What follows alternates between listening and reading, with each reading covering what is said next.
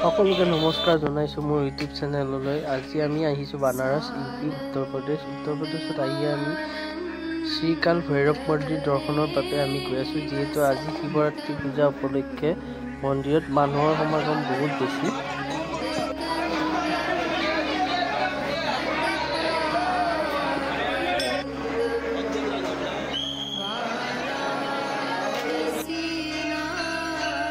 শ্ৰীকাল ভৈৰৱ মন্দিৰ দৰ্শন কৰা হোৱাৰ পিছত আমি আহিলোঁ কাশীঘাটলৈ।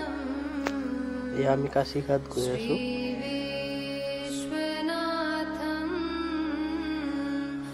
কাশীঘাটৰ ৰাতিৰ দৃশ্য, যিহেতু আমি 9টা বজাত পাইছিলোঁ, গতিকে কাশীঘাটৰ এয়া ৰাতিৰ দৃশ্য।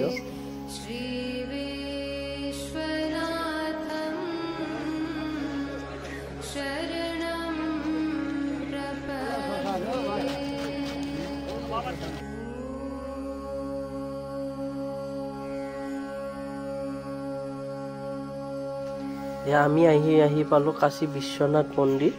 ইয়াত যিহেতু শিৱৰাত্ৰি উপলক্ষে পূজা অৰ্চনা চলি আছে, তান্ত্ৰিকসকলে পূজা অৰ্চনা কৰি আছে। এইবিলাক চাওক।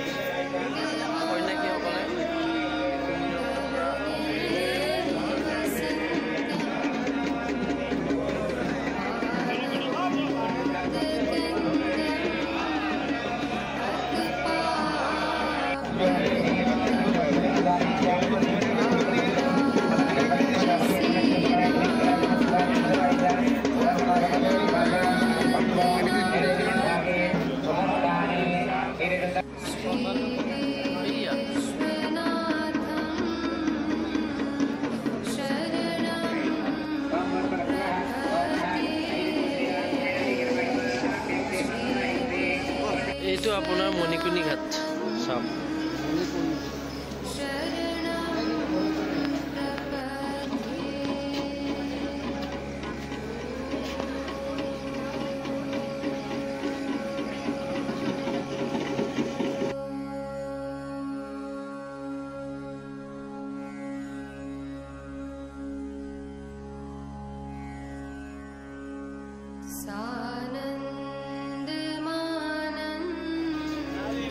যিহেতু এই ঘাটটোত দিন ৰাতি পুৰা 200ৰ পৰা 300লৈকে মানুহৰ সৎকাৰ চলিয়ে থাকে। এই ঘাটটোত যদি মানুহে সৎকাৰ কৰে পূৰ্ণ প্ৰাপ্তি হয় বুলি লোকবিশ্বাস আছে।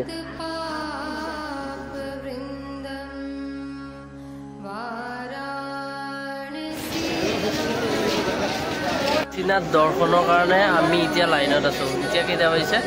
3টা ৰাতি চামথিং। এতিয়া 4টা বাজিলে। 4টা বজালে এই মন্দিৰ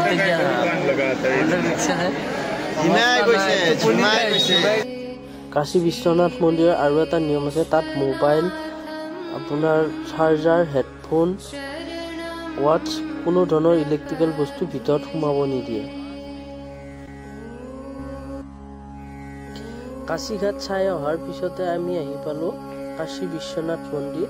কাশী বিশ্বনাথ মন্দিৰত বহুত মানুহ হৈছে, যিহেতু আমি পুৰা 1টা বজাৰ পৰা সম্পূৰ্ণ ৰাতিপুৱা 6টা বজালৈকে লাইনত থাকি মন্দিৰ দৰ্শন কৰিবলৈ পাইছিলোঁ।